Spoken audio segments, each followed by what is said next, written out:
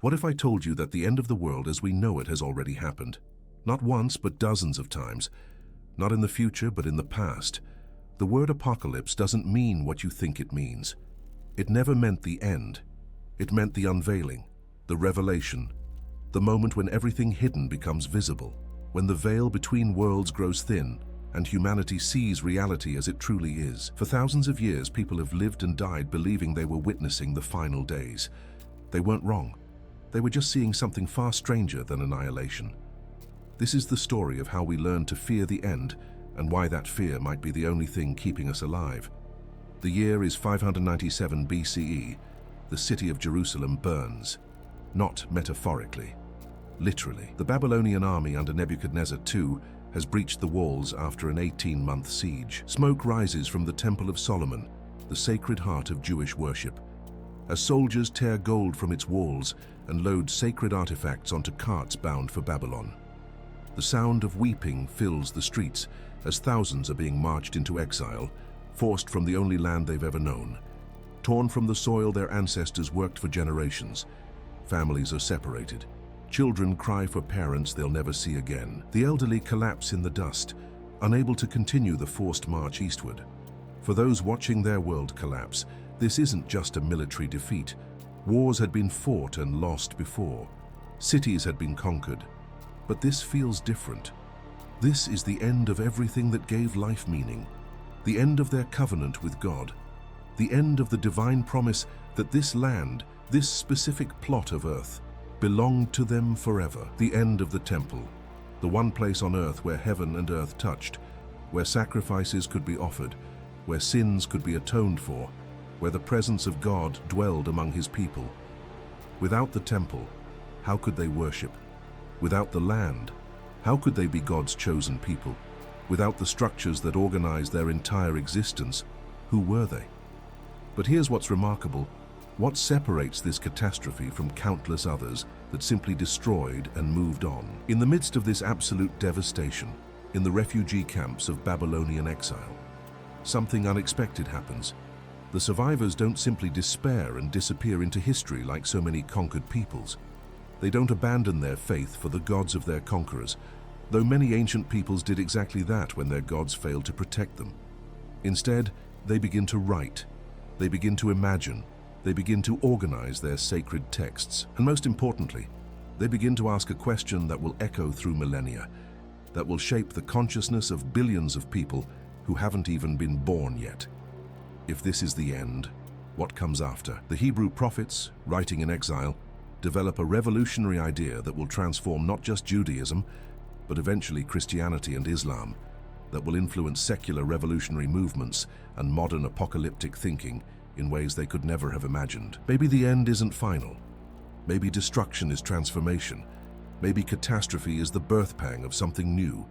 Maybe the world must be unmade before it can be remade into what it was always meant to be. This is where apocalyptic thinking is truly born, not in the fevered visions of isolated mystics receiving supernatural revelations in caves, but in the practical theology of survivors trying to make sense of catastrophe, trying to find meaning in trauma, trying to explain to their children why they should maintain faith when everything their faith promised has been destroyed. The Babylonian exile creates a theological crisis unlike anything the Jewish people had faced before. For centuries, Jewish identity had been inextricably tied to three things: the land of Israel, the temple in Jerusalem, and the physical presence of God in a specific place. Your relationship with God wasn't personal and internal. It was communal and geographical. You worshipped by going to Jerusalem, by bringing sacrifices to the temple, by participating in festivals that could only be celebrated there. The entire religious system was built on the assumption that God had chosen this place and that the covenant depended on maintaining control of it. Now all of that is gone. The temple is rubble. The land is occupied by foreigners who worship other gods. The people are scattered in Babylon, hundreds of miles away, unable to offer sacrifices, unable to celebrate festivals properly, unable to maintain the rituals that defined their relationship with the divine. How do you maintain faith when the center of your faith has been physically destroyed? How do you worship a God who promised to protect you when that protection so obviously failed? How do you explain to your children why they should follow the ways of their ancestors when those ways led to catastrophe. The answer the exiled communities develop is brilliant and strange and will change the course of human religious thought. They begin to imagine time differently. Instead of seeing history as a straight line where things generally continue as they are, punctuated by occasional disruptions, they envision it as a drama with distinct acts, a story with a beginning, middle, and end. There's the time before the catastrophe, when things were as they should be. There's the time of catastrophe itself, when everything fell apart. And most importantly, crucially, there's the time after, the time that's coming when God will intervene again, not just to restore what was lost, but to create something far greater than what existed before. This is what scholars call eschatology, the study of end times, the theology of last things. But that makes it sound academic and distant, like something you study in university seminars. What's really happening is that traumatized people are inventing hope in the face of apparent hopelessness. They're creating a narrative structure that allows suffering to have meaning, that transforms victims into participants in a cosmic drama, that insists the present nightmare is temporary and purposeful, rather than random and eternal. Look carefully at the book of Daniel, probably written during or shortly after the exile, though set during it to give it authority. It's filled with bizarre visions that modern readers often skim over or dismiss as random apocalyptic imagery that doesn't make sense.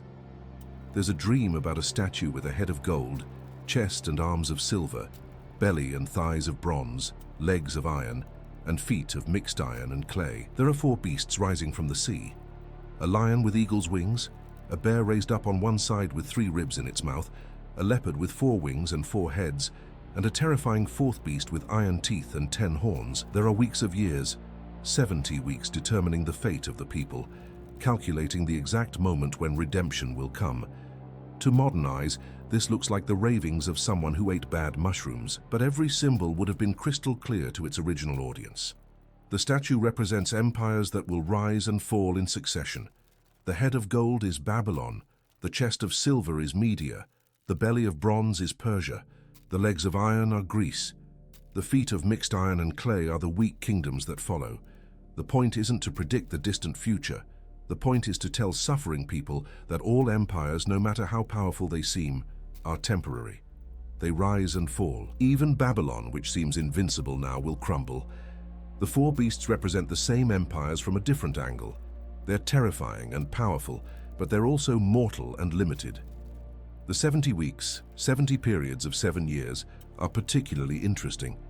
They aren't mystical nonsense but practical theodicy, explaining to suffering people that their pain has a purpose and, crucially, an expiration date.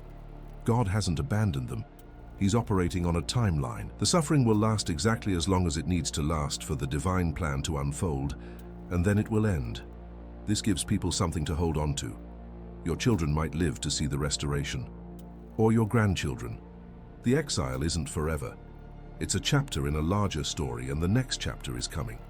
This pattern will repeat throughout history, over and over, across cultures and centuries. Show me a community experiencing severe trauma, existential threat, or radical dislocation, and I'll show you apocalyptic literature appearing within a generation. It's not coincidence. It's not even primarily religious in origin, though it takes religious form in religious cultures. It's a coping mechanism, a psychological and social tool that humans have developed to deal with catastrophic change. When the present becomes unbearable, you project salvation into the future. When earthly powers seem invincible, you imagine cosmic powers that will overthrow them. When nothing you do seems to matter, you tell yourself that history has a direction, and you're on the right side of it. The apocalypse, in its original form, isn't about destroying the world.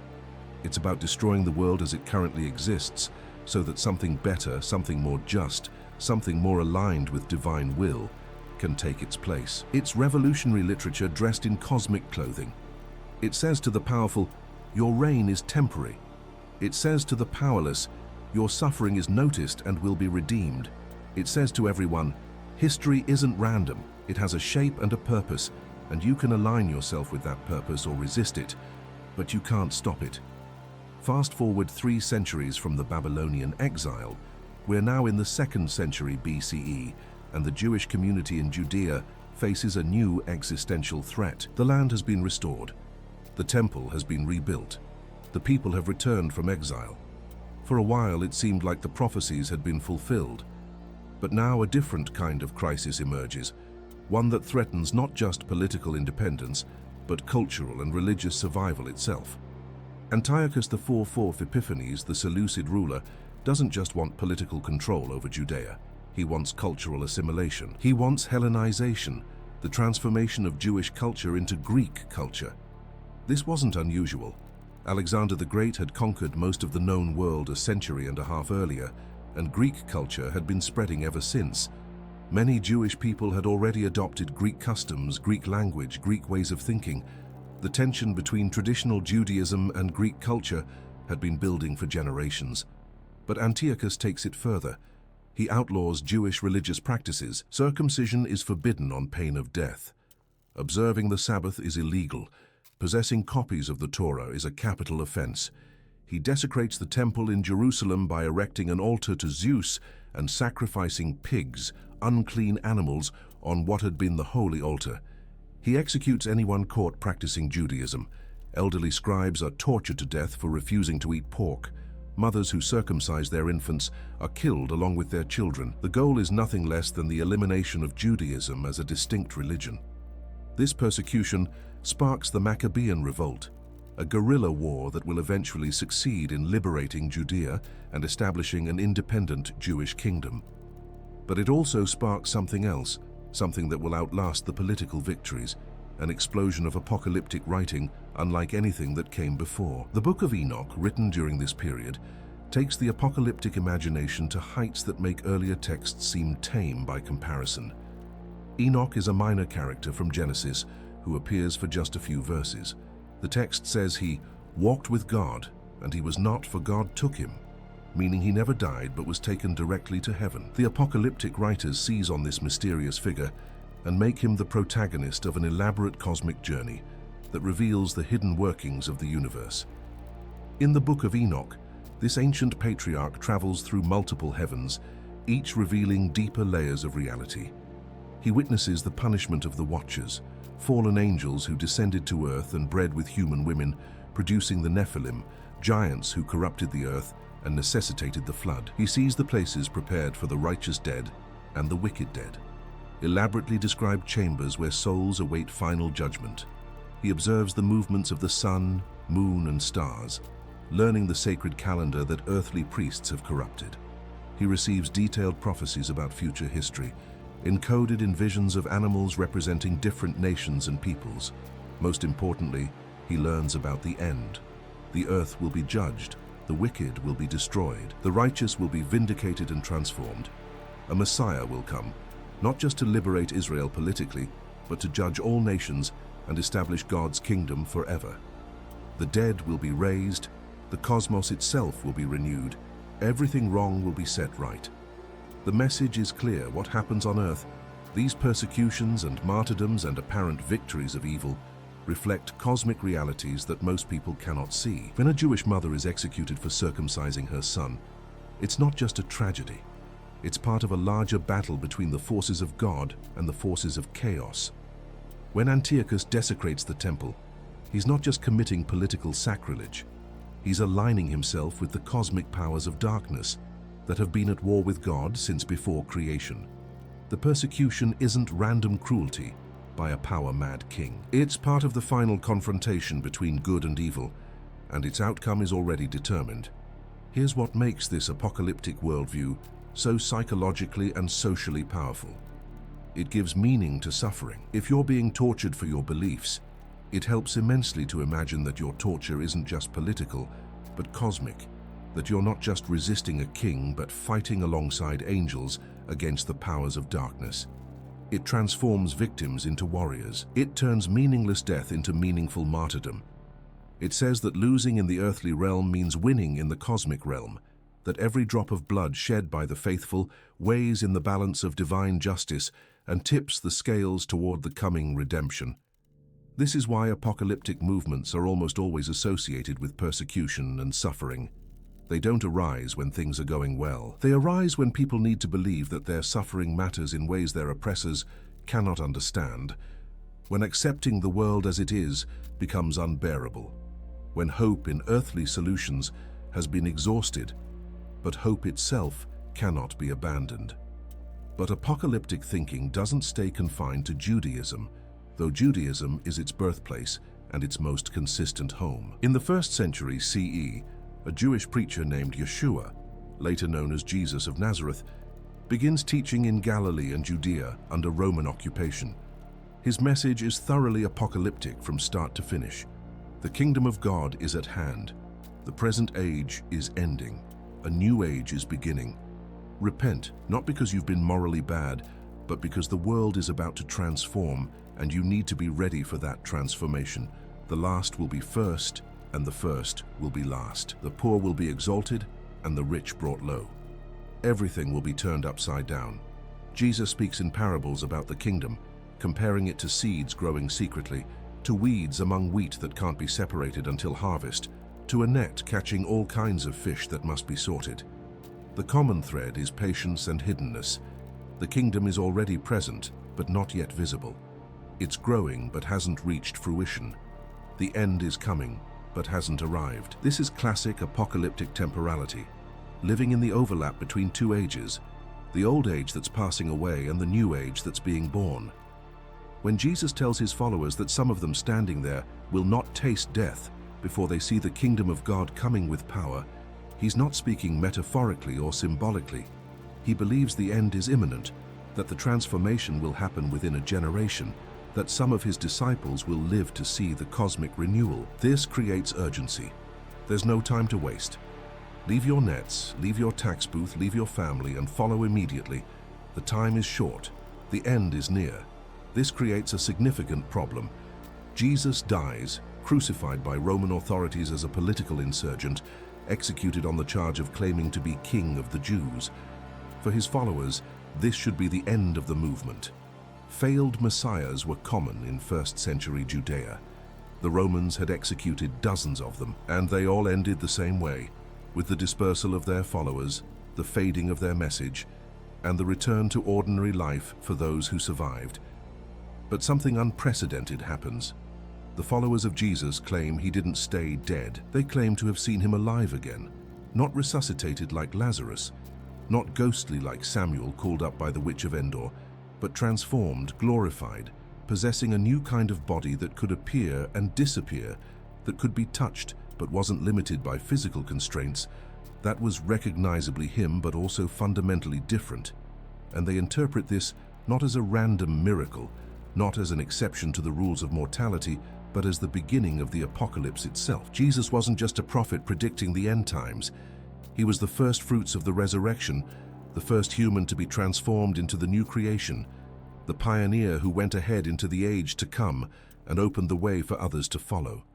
His rising from the dead means the end has already begun. The apocalypse isn't coming, it's here. It started with the resurrection. This is the origin of Christian apocalypticism, and it's wildly different from most modern end times thinking. For early Christians, the apocalypse wasn't a future event. It was a present reality. They lived in what scholars call the already but not yet, the overlap between the old age that's passing away and the new age that's being born. Jesus had been raised, the Spirit had been poured out.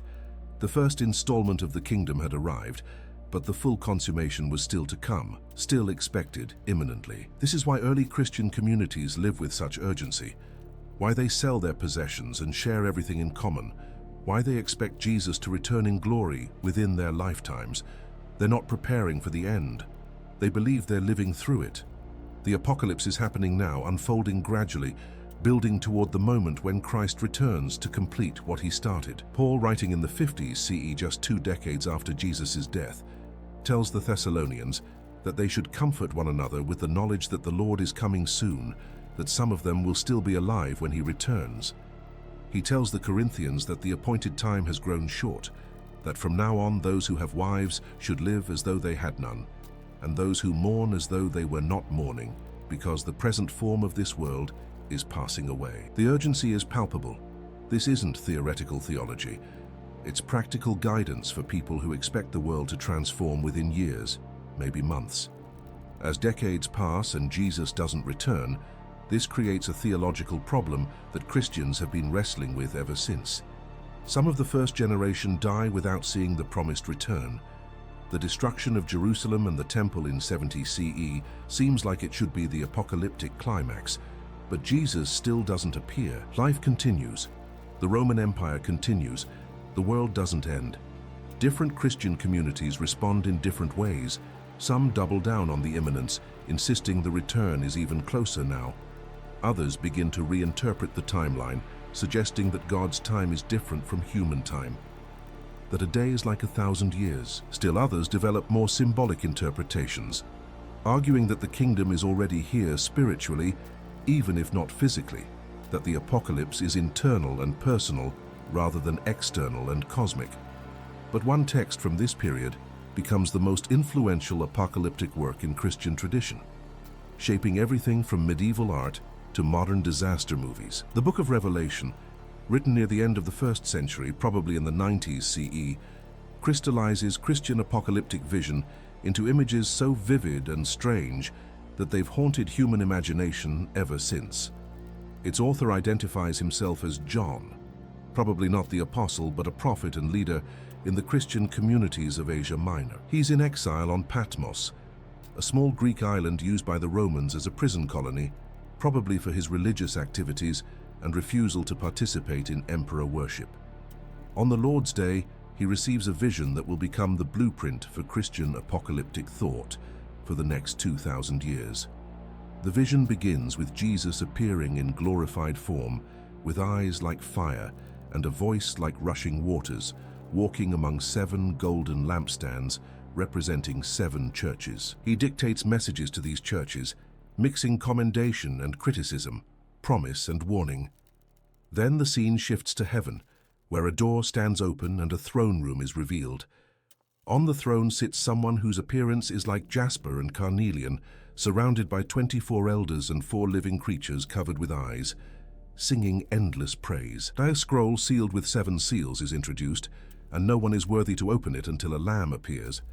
Looking as though it had been slain, who alone can break the seals? As each seal is opened, judgment unfolds on earth. Horsemen ride out. Conquest, war, famine, death. Souls cry out from under the altar, asking how long until they're vindicated. Stars fall from the sky. The sun turns black. Mountains and islands are moved from their places. Then 7 angels with 7 trumpets bring plagues. Hail and fire mixed with blood. A burning mountain thrown into the sea. A star called wormwood poisoning the waters. Darkness covering 1/3 of the sun and moon and stars. Demonic locusts tormenting people. An army of 200 million mounted troops killing 1/3 of humanity. A woman clothed with the sun appears, pregnant and crying out in birth pains. A great red dragon with 7 heads and 10 horns waits to devour her child. She gives birth to a male child who will rule the nations with an iron rod, but the child is snatched up to God's throne. War breaks out in heaven. Michael and his angels fight the dragon and his angels. The dragon is hurled down to earth, where he pursues the woman. Then a beast rises from the sea, also with 7 heads and 10 horns, given authority to make war on the saints and conquer them. Another beast rises from the earth, performing signs and causing everyone to receive a mark on their right hand or forehead, and no one can buy or sell without this mark, the number of which is 666. 7 bowls of God's wrath are poured out, painful sores, seas turning to blood, rivers and springs becoming blood, the sun scorching people with fire, darkness and pain, the Euphrates drying up, and finally earthquakes and giant hailstones. Babylon the Great, the mother of prostitutes, falls. Kings and merchants mourn her destruction. Then heaven opens again and a rider on a white horse appears, called Faithful and True, whose name is the Word of God. The armies of heaven follow him. He strikes down nations with a sword from his mouth. The beast and the false prophet are thrown into the lake of fire. Satan is bound for 1,000 years. The martyrs are raised to reign with Christ during this millennium. After the 1,000 years, Satan is released for a final battle, then thrown into the lake of fire forever. The dead are raised and judged according to their deeds. Death and Hades are thrown into the lake of fire. Then A new heaven and a new earth appear. The new Jerusalem descends from heaven like a bride adorned for her husband. God dwells with humanity. Death is no more. Mourning and crying and pain are no more. Everything is made new. This summary doesn't capture the density of the imagery, the layering of Old Testament allusions, the carefully structured symbolism. But here's what most people miss about Revelation. It's not primarily about the future. It's about the present, viewed through the lens of apocalyptic unveiling. When John sees heaven opened and witnesses cosmic warfare, he's not predicting something that will happen in 2,000 years or 3,000 years. He's revealing what's already happening in the spiritual realm, behind the veil of ordinary perception. The beast from the sea with 7 heads and 10 horns? Contemporary readers would have immediately recognized this as coded language for Rome. The 7 heads represent 7 emperors. The 10 horns represent client kings. The blasphemous names written on the heads refer to the imperial cult, the practice of worshipping the emperor as divine. The mark of the beast that's required to buy or sell. That's participation in the economic system that depends on emperor worship and sacrifice to Roman gods. When John sees the beast making war on the saints and conquering them, he's not describing a distant future Antichrist. He's describing the present reality of Christian persecution under Roman rule. When he sees the souls under the altar crying out for vindication, he's giving voice to actual martyrs who have died for their faith. When he describes Babylon the Great falling, he's pronouncing judgment on Rome itself, predicting the fall of what seems like an eternal empire. The imagery is deliberately drawn from the Hebrew scriptures, especially Daniel and Ezekiel. The 4 living creatures around God's throne, a lion, an ox, a man, and an eagle, come directly from Ezekiel's vision of the chariot throne. The beasts from the sea echo Daniel's apocalyptic animals representing successive empires. The woman clothed with the sun represents Israel giving birth to the Messiah, while the dragon, identified as Satan and the ancient serpent from Genesis, tries to devour the child. None of this is meant to be literal prediction in the way a weather forecast predicts tomorrow's temperature. It's coded resistance literature, using symbolic language to say what couldn't be said directly under Roman occupation. Your empire will fall, our God will triumph, suffering has meaning in ways you cannot see, death is not the end, and the martyrs will be vindicated. It gives persecuted Christians a way to understand their experience as part of a larger cosmic drama, to see their resistance as participation in divine warfare, to believe that their apparent powerlessness masks real spiritual power. This pattern of apocalyptic thinking spreads beyond Christianity in the early centuries of the Common Era. Various Gnostic movements, sharing some texts with Christians but developing radically different interpretations, create their own apocalyptic cosmologies. They teach that the material world itself is a prison, created not by the true God, but by a false god they call the demiurge, who is either ignorant or malevolent or both. In Gnostic thought, human beings contain a divine spark, a fragment of the true God that's been trapped in matter. Salvation comes through gnosis, secret knowledge that reveals the truth about reality, that you are not your body, that this world is not your home, that the God of this world is not the true God, that escape is possible through knowledge and proper ritual. The apocalypse for Gnostics is the moment when enough people achieve gnosis and can escape this false creation, returning to the realm of light beyond the material cosmos. This is apocalypse as cosmic jailbreak, the unveiling of the truth that reality itself is a lie, that everything you've been told about the world and God and yourself is false teaching designed to keep you imprisoned. It's radical, countercultural, and deeply appealing to people who feel alienated from the world as it is. If you don't fit in, if society seems wrong to you, if religious and political authorities seem corrupt, Gnosticism offers an explanation.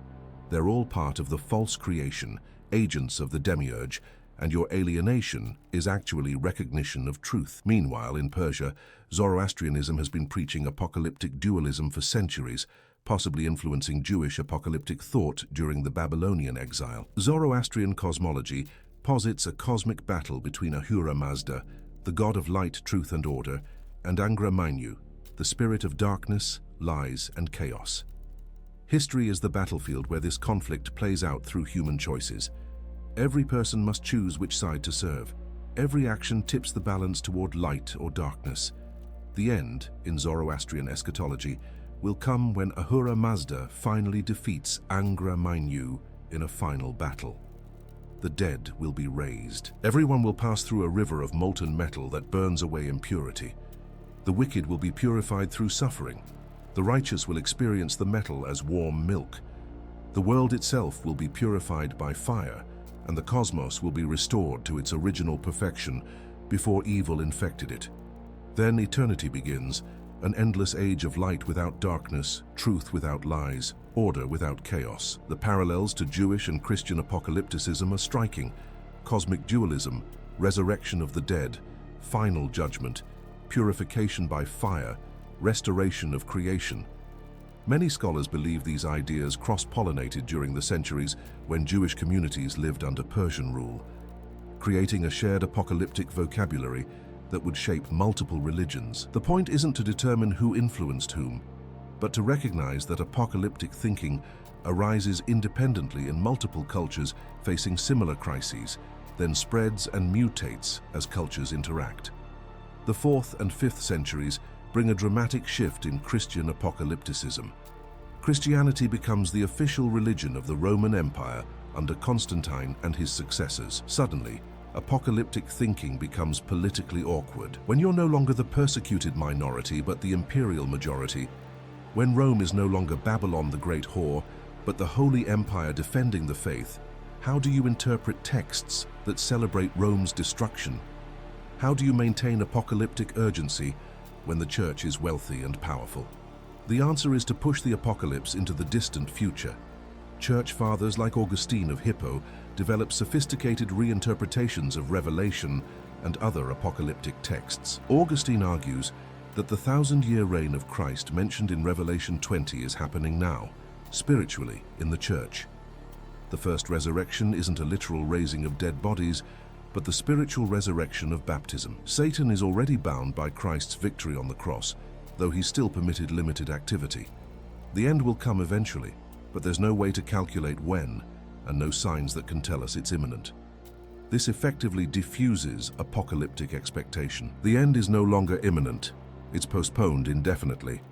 Christians should focus on building Christian civilization, supporting the church, living moral lives, and trusting that God's plan will unfold in its own time. Apocalyptic speculation becomes suspect, associated with heresy and instability. The institutional church, now allied with imperial power, has a vested interest in continuity rather than catastrophic transformation. But apocalyptic thinking doesn't disappear. It goes underground, emerging whenever people feel oppressed or disillusioned with institutional power. In the Middle Ages, movements like the Cathars in southern France and the Waldensians in northern Italy revive apocalyptic expectations and fierce criticism of the institutional church.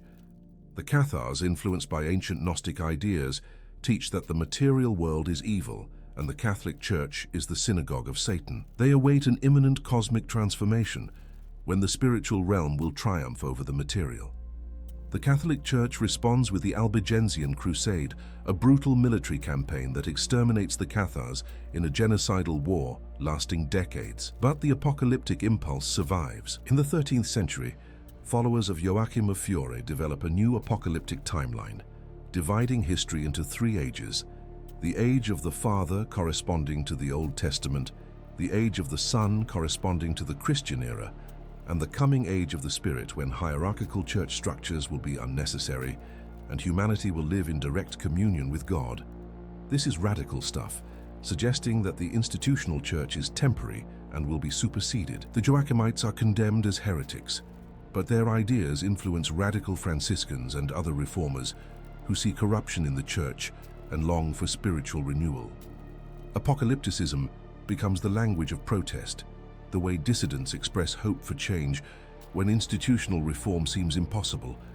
The 14th century brings new apocalyptic fervor with the arrival of the Black Death. Between 1347 and 1351, bubonic plague kills somewhere between 75 and 200 million people, perhaps a third of Europe's entire population. Villages are abandoned, cities are decimated, social order collapses in many regions. When a third of everyone you know dies within a few years, It's easy to believe the end times have arrived. Flagellant movements arise. Groups of people traveling from town to town, whipping themselves in public processions to atone for the sins they believe have brought divine judgment. They see the plague as apocalyptic punishment and their self-torture as intercession, trying to turn away God's wrath before the final judgment arrives. The movements are eventually suppressed by church authorities, who correctly recognize them as threats to institutional control.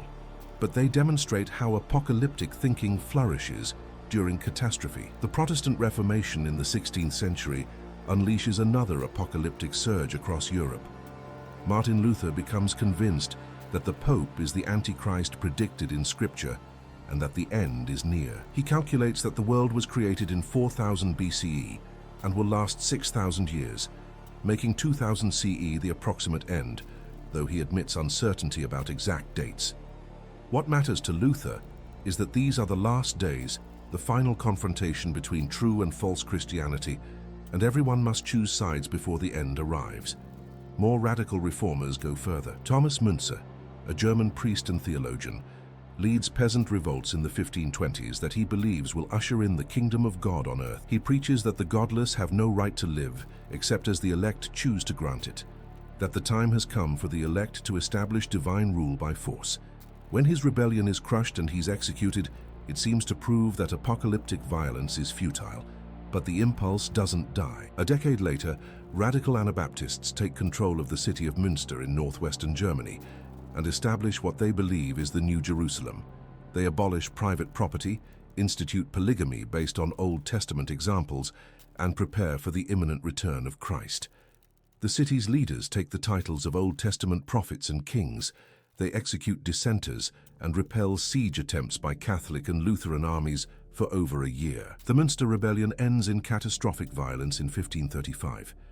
When the city finally falls, the leaders are executed and their bodies displayed in iron cages hanging from a church tower, where the cages still hang today as a warning against apocalyptic excess. But again, the failure doesn't stop the pattern.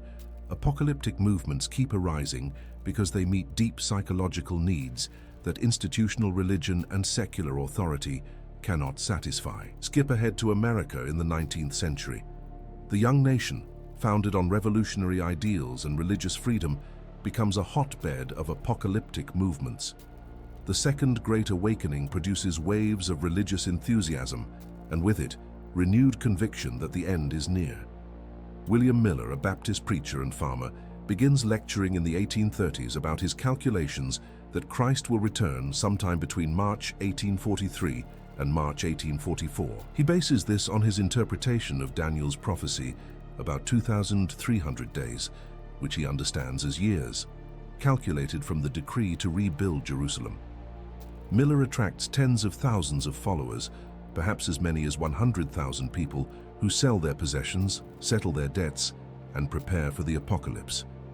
When March 1844 passes without incident, the date is recalculated to October 22nd, 1844. Followers gather in fields and on hilltops, wearing white robes, waiting for Christ to appear in the clouds. The day passes. Night falls. Jesus doesn't come. This becomes known as the Great Disappointment. Most Millerites abandon the movement, returning to their previous churches or giving up on religion entirely. But a remnant persists, reinterpreting what happened. Some conclude that Christ did return on that date, but spiritually rather than physically, beginning the investigative judgment in heaven.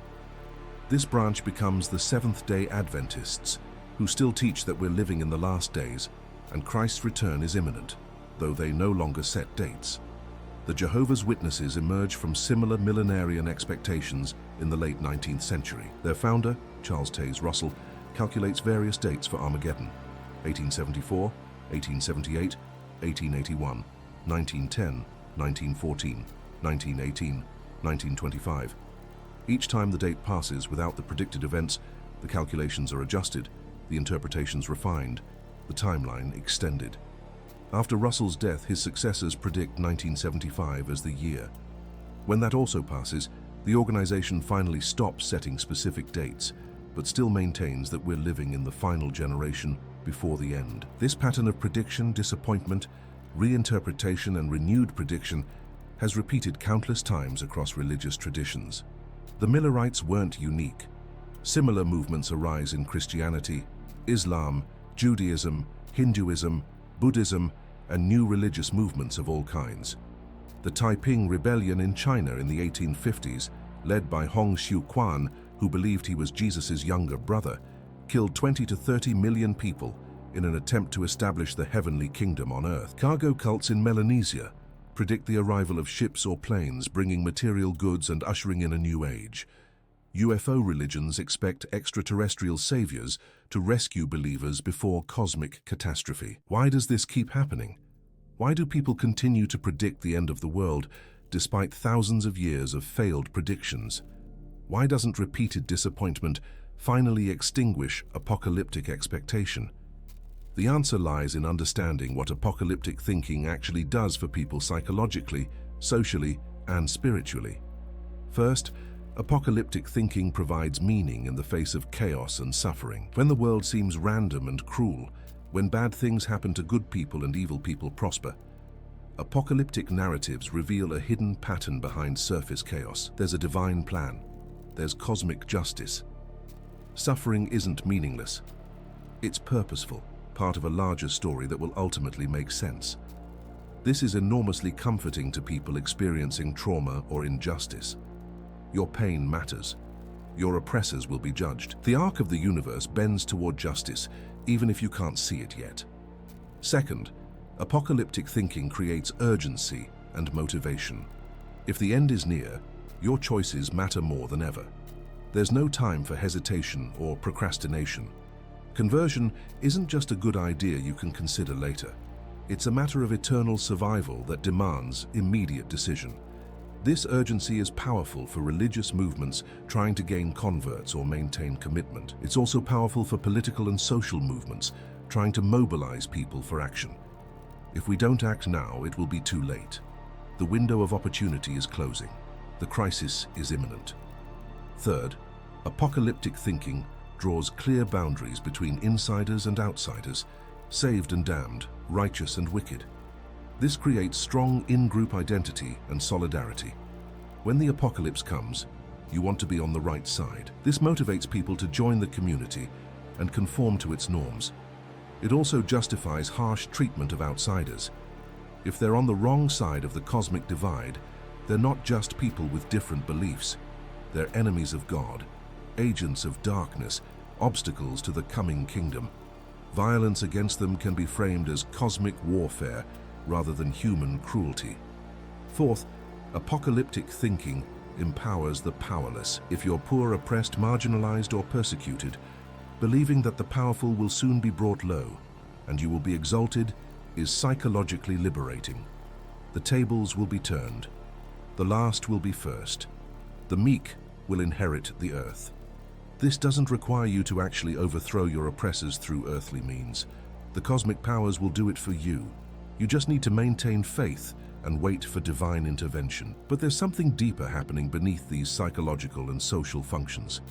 Apocalyptic thinking is fundamentally a response to the experience of historical acceleration, the feeling that time is speeding up and change is happening too fast to process or control.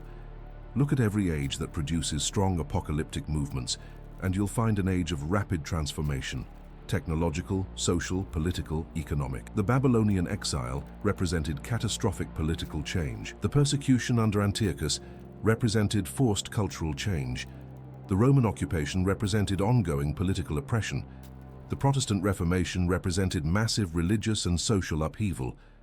The Industrial Revolution represented unprecedented technological and economic transformation. And now, in our current moment, we're experiencing change on multiple fronts simultaneously at speeds that make all previous historical periods seem glacial by comparison. Consider our current moment carefully. We live in an era of unprecedented technological change. Artificial intelligence is advancing so rapidly that experts disagree wildly about its implications, with predictions ranging from utopia to extinction within decades. Genetic engineering gives us the power to modify life itself, including human life, raising profound questions about what it means to be human. Climate change threatens to reshape the planetary environment in ways that will make much of the Earth inhospitable to human civilization. Nuclear weapons remain capable of ending civilization in hours. The apocalyptic imagination is no longer confined to religious movements. It appears everywhere in secular forms: climate apocalypse, AI apocalypse, nuclear apocalypse, pandemic apocalypse, economic apocalypse, political apocalypse.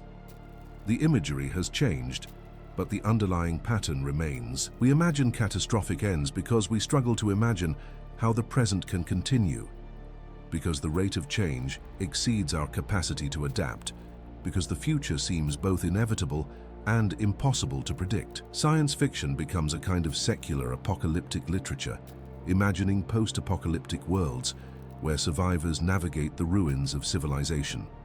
The Walking Dead, The Road, Mad Max, Station 11, and countless other works rehearse catastrophe and its aftermath. These aren't religious texts, but they serve similar psychological functions. They allow us to rehearse catastrophe in imagination, to picture ourselves as survivors, to explore who we might become when the structures of normal life collapse, to process anxiety about civilizational fragility through narrative. Environmental movements adopt apocalyptic rhetoric almost word for word from religious predecessors. We have 10 years to act before climate catastrophe becomes inevitable. We've reached tipping points beyond which feedback loops will spiral out of control. The ice will melt, the seas will rise, the storms will intensify, the droughts will expand, agriculture will collapse, civilization will unravel. The language is scientific rather than theological, but the structure is pure apocalyptic. A present crisis, a moment of decision, and either catastrophic judgment or last-minute salvation depending on our collective choices. This isn't to say climate change isn't real or serious. It absolutely is, and the science is clear that we're changing the planet's climate in ways that will have severe consequences. But the way we talk about climate change often follows apocalyptic patterns that go beyond what the science actually predicts. The dates keep shifting. 10 years becomes 12 years becomes 5 years. The tipping points multiply. The predictions grow more dire. And when predicted catastrophes don't materialize exactly as forecast, the timeline is adjusted rather than the fundamental narrative abandoned. The digital realm spawns its own apocalyptic visions. The technological singularity is the moment when artificial intelligence surpasses human intelligence and changes everything in ways we cannot predict or control. Some futurists, like Ray Kurzweil, imagine this as a kind of technological rapture, where humans merge with machines and transcend biological limitations, achieving immortality and godlike powers.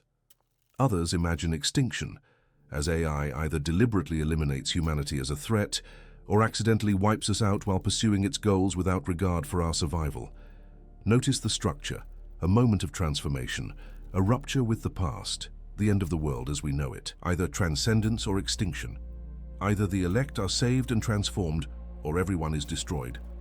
It's revelation rewritten in computer code, the same apocalyptic pattern underlying radically different content. Conspiracy theories increasingly take apocalyptic form. QAnon, which emerged in 2017 and gained millions of followers, believes in a hidden cabal of Satan-worshipping pedophiles controlling governments, banks, media, and entertainment industries. These evil elites traffic children, harvest their blood, and worship dark powers. But there's a plan. Military intelligence operatives are working behind the scenes to expose and destroy the cabal. The storm is coming, a moment of reckoning when sealed indictments will be unsealed, mass arrests will occur, and the righteous will be vindicated. This is pure apocalypticism translated into contemporary American politics. The faithful possess secret knowledge unavailable to ordinary people. The present age is controlled by forces of evil that most people can't see. A moment of unveiling is coming when everything hidden will be revealed and the righteous will be vindicated. The wicked will be punished publicly and spectacularly. A new age will begin after the old order is destroyed. It's the book of Revelation rewritten for the internet age, with Trump as messianic figure, Q as prophet, and American politics as the battleground for cosmic warfare. What links all these manifestations, ancient and modern, religious and secular, is a fundamental human response to uncertainty and powerlessness. When we feel we cannot control our circumstances, We create narratives that restore a sense of meaning and agency. Apocalyptic thinking says, yes, things are bad, but they're bad for a reason. The badness has a limit, and the worse things get, the closer we are to transformation. Suffering becomes productive rather than meaningless. Chaos becomes part of a pattern. Powerlessness becomes patient, waiting for divine or historical or technological intervention that will vindicate the faithful and destroy the wicked. This is why apocalyptic movements often appeal most strongly to marginalized communities. If you're already experiencing the world as hostile and unjust, if you already feel like the system is rigged against you, if you already live in precarity and suffering, believing that the world will soon be overturned is empowering rather than frightening. The apocalypse isn't a threat, it's a promise. Not a catastrophe to fear, but liberation to anticipate. But here's the paradox. The tension that runs through all apocalyptic thinking across all cultures and centuries. Apocalyptic thinking can be both liberating and dangerous, both empowering and destructive, both psychologically healthy and psychologically harmful. It's liberating because it offers hope to the hopeless, because it insists that the powerful will be brought low and the humble exalted, because it declares that injustice is temporary and justice is coming. The apocalyptic imagination has inspired resistance movements, civil rights struggles, and revolutionary transformations. Martin Luther King Jr.'s dream that the arc of the moral universe is long but bends toward justice is apocalyptic thinking. Abolitionist movements that believed slavery would be overturned by divine justice were apocalyptic. Liberation theology in Latin America that promised God's preferential option for the poor was apocalyptic. But apocalyptic thinking is also dangerous precisely because of its absolutism. If you believe the end is imminent, why bother with incremental reform? Why work for gradual improvement when complete transformation is coming soon? Why compromise with your enemies when cosmic forces will soon destroy them?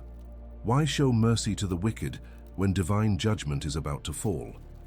Apocalyptic thinking can encourage passivity because if God or history or technology will solve everything soon, human effort seems unnecessary or even presumptuous. Worse, apocalyptic thinking can justify violence in the present. If you're certain you're on the right side of the cosmic divide, if you know the apocalypse is coming and your enemies will be destroyed anyway, why not help it along? Why not be the instrument of divine judgment? The Münster Rebellion, the Taiping Rebellion, ISIS in our own time, all justify horrific violence through apocalyptic certainty. When you're convinced you're fighting the final battle between good and evil, ordinary moral constraints seem like weakness or betrayal. The real origin of the apocalypse, then, isn't in ancient texts or modern fears. It's in the human need to make meaning from trauma, to imagine transformation when continuity seems impossible, to believe that the arc of history, cosmic or otherwise, bends toward justice even when present evidence suggests otherwise. The apocalypse isn't coming. It's always here, always happening, always being imagined by people who need to believe that the world as it is cannot be the world as it must be. Which brings us back to where we started. The word apocalypse means unveiling, revelation, the moment when hidden things become visible. Maybe the real apocalypse isn't the end of the world, but the end of our illusions about the world. Maybe it's the moment when we see clearly how fragile our systems are, how contingent our civilization is, how much we depend on things continuing more or less as they have been. The COVID-19 pandemic was a small apocalypse, a moment when the veil was pulled back and we saw how quickly normal life could be disrupted, how interconnected and vulnerable global systems are, how institutions we thought were solid could collapse or transform almost overnight. For a few months in 2020, many people experienced something like what apocalyptic believers have always anticipated: a rupture with the past, a sense that everything had changed, uncertainty about whether things would ever return to normal. And how did people respond? With apocalyptic thinking. Some believed it was biblical prophecy fulfilled, a sign of the end times. Others believed it was deliberate conspiracy, part of a plan to usher in a new world order. Still others saw it as climate change's warning shot, nature's way of showing us we need to transform our relationship with the planet. Different content, same apocalyptic structure. This crisis reveals hidden truth, demands we choose sides, and will lead to either transformation or catastrophe. Maybe apocalyptic thinking persists not because it's true in some literal predictive sense, but because it's true in a deeper psychological and existential sense. It reveals our fear of change, our hunger for meaning, our need to believe that catastrophe can be transformative rather than merely destructive. It acknowledges that the world as we know it is always ending, that change is constant, that nothing lasts forever, and that this truth is both terrifying and liberating. The ancient apocalyptic writers weren't describing the future. They were describing the present in a way that made it bearable and meaningful. When John of Patmos wrote about a new heaven and a new earth, where death would be no more and every tear would be wiped away, he wasn't predicting a distant future event. He was declaring that the present suffering of persecuted Christians had meaning, that their losses would be redeemed, that the empire's power was temporary and God's power eternal. The vision was true not because it described what would literally happen at some calculable future date, but because it changed how people experienced what was happening to them now. It transformed them from victims into witnesses, from the defeated into the ultimately victorious, from meaningless casualties into meaningful martyrs. That transformation of perspective is what apocalyptic literature has always done and still does. This is the paradox at the heart of apocalyptic thinking across all its forms. It's simultaneously the most escapist and the most engaged way of confronting reality.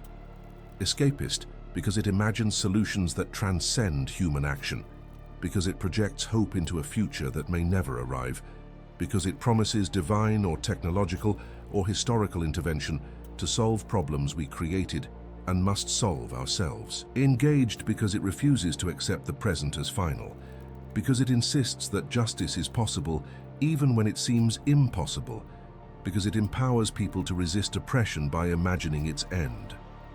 So when you encounter apocalyptic thinking, whether religious or secular, whether in ancient texts or modern movements, don't reflexively dismiss it as simple delusion or escapism. Ask what historical trauma it's responding to. Ask what hope it's creating for people who have little reason for hope. Ask how it's reshaping the present by imagining a different future. Ask what real fears and real experiences are being processed through symbolic language. The apocalypse has been happening for at least 25 centuries and we're still here. That's not because the apocalyptic writers were wrong. It's because they were describing something that's always true. The world as it is will end.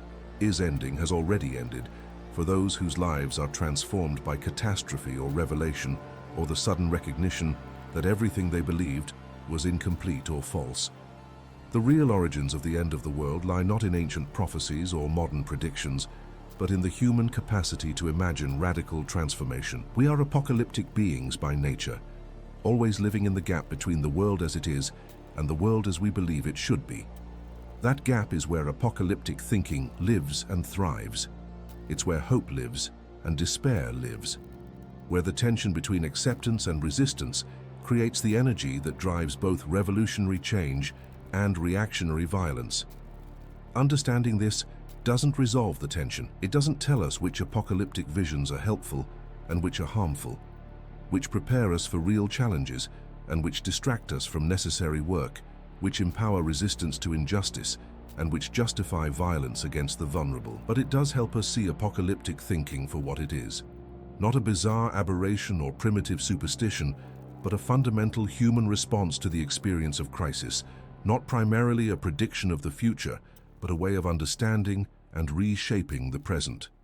The apocalypse, it turns out, isn't about the end of the world. It's about the end of a world, the end of a way of life, the end of a set of assumptions about how things work.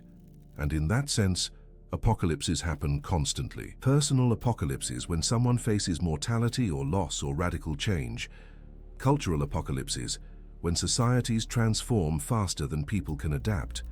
Historical apocalypses when the structures that organized civilization collapse or evolve into something unrecognizable. We're living through several apocalypses right now.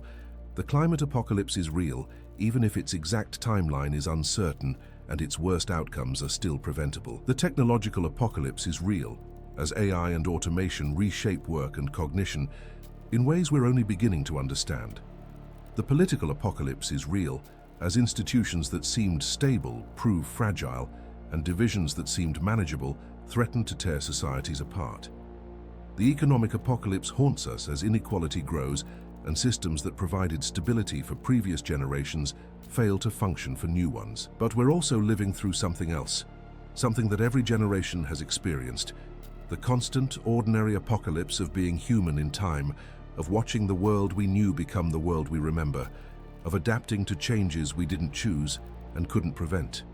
This is the apocalypse that's always happening, whether or not anyone writes it down or calculates its date or builds a movement around it. The ancient apocalyptic writers knew something we've forgotten in our literal-minded age. They knew that transformation is the only constant, that the world is always ending and always being born, that every sunset is an apocalypse and every sunrise a new creation. They knew that the veil between what is and what could be is thinner than we think, that revelation isn't a rare supernatural event, but a shift in perception available to anyone willing to see clearly, to acknowledge both the fragility and resilience of all we've built. So maybe the question isn't when the apocalypse will come. Maybe it's how we'll respond to the apocalypses that are already here, that have always been here, that will continue long after today's apocalyptic movements are forgotten and today's predictions have failed. Will we respond with violence or compassion, with despair or hope, with rigid certainty or adaptive wisdom? Will we use apocalyptic thinking to escape responsibility or to embrace it more fully? Will we let our fear of the end prevent us from working for a better middle? These are the real questions the apocalypse poses, not whether the world will end, but how we'll live in a world that's always ending and beginning, always being destroyed and remade by forces both within and beyond our control. The apocalypse isn't coming. It's here, it's always been here, and that's not a reason for despair. It's a call to pay attention, to see clearly, to recognize that the world we inhabit is more fragile and more resilient than we imagine, and that our choices matter precisely because transformation is always possible. The real origin of the end of the world is the beginning of consciousness itself, the moment humans first realize that things change, that nothing lasts forever, that the future will be different from the past in ways we can imagine but not control.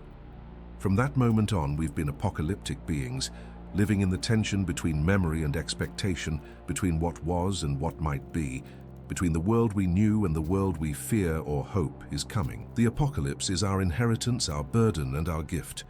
It's the price and the privilege of being creatures who know that time moves forward, and that forward movement means both loss and possibility, both death and birth, both ending and beginning. We can't escape this knowledge. We can only choose how to carry it, whether to let it crush us with dread or energize us with purpose, whether to use it to justify hatred or to motivate love, whether to weaponize it or to humanize it. If you believe these stories deserve to be remembered, if you think understanding where apocalyptic thinking comes from might help us navigate our own moment of transformation, then subscribe to Vanishing Myth. Help us preserve these narratives that have shaped human consciousness for millennia. Because the real danger isn't that the world will end, it's that we'll forget how many times it's ended before and how many times people have found ways to begin again. It's that we'll lose the stories that teach us how to hold hope and realism together, how to acknowledge catastrophe without surrendering to despair, how to work for change while accepting impermanence. What apocalyptic traditions from your own culture or family history have shaped how you think about change and transformation? Have you experienced personal apocalypses, moments when your world ended and you had to rebuild? How do you hold the tension between acknowledging real threats and maintaining hope? Share your stories in the comments. These conversations are part of how we preserve knowledge across generations, how we learn from each other's experiences of living through endings and beginnings. If this documentary has given you a new way of understanding apocalyptic thinking, if it's helped you see the ancient roots of modern anxieties, if it's revealed connections between religious prophecy and secular fears, then consider liking this video. It helps others discover these stories, helps preserve knowledge that might otherwise vanish in the flood of content that characterizes our age. And send this to someone who would appreciate understanding the real origins of end times thinking, someone wrestling with their own apocalyptic fears or fascinations, someone trying to make sense of living in an age of rapid transformation, someone who needs to know they're not the first generation to feel like they're living through the end of the world. These stories belong to all of us, and sharing them is how we keep them alive, how we pass wisdom forward, how we help each other navigate the apocalypses we face. The apocalypse has been revealing truth for over 2,000 years. It's revealed human resilience in the face of catastrophe. It's revealed human creativity in making meaning from trauma. It's revealed human capacity for both self-deception and profound insight, for both destructive violence and liberating resistance, for both paralyzing fear and mobilizing hope. The end of the world isn't coming, but the world is ending, has ended, will end again and again in ways large and small, cosmic and personal, collective and individual. And that's the most hopeful thing I can tell you. Because if the world can end, it can also begin. If things can be destroyed, they can also be created. If we live in apocalyptic times, as every generation believes it does, then we also live in times of possibility, when the veil grows thin and we can see, for just a moment, both the terrible fragility and the unexpected resilience of everything we've built. This is the real wisdom hidden in apocalyptic texts across cultures and centuries, the revelation they've been trying to communicate. The world is always ending, and that's why everything matters. Every choice is apocalyptic, because every choice shapes what will emerge from the ruins of what was. Every act of kindness is revolutionary, because it creates something new in the midst of destruction. Every moment of clear seeing is an apocalypse, an unveiling of truth that changes everything. So don't fear the end. Live in it, work through it, create in the midst of it, build meaning while acknowledging impermanence. The apocalypse has been here all along, and so have we. Stubborn creatures who keep building and believing and imagining, even when everything tells us it's pointless. Who plant trees whose shade we'll never sit under, who work for futures we won't live to see, who love in the face of death and create in the face of destruction. That's not delusion or denial. That's the human genius for transformation, the same impulse that created apocalyptic literature in the first place. We are the apocalypse, and we are what comes after. We are the ending and the beginning. We are both the world that's passing away and the world that's being born, and understanding that might be the most important revelation of all.